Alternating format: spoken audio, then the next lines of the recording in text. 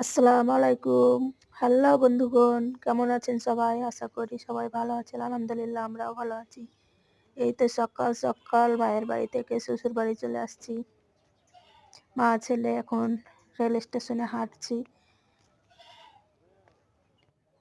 আমার ছেলে বলছে যে, "আম্মু রেলের ওপর দিয়ে কোনোদিন হাঁটিনি, তুমি আমাকে হাঁটিয়ে নিয়ে চলো।"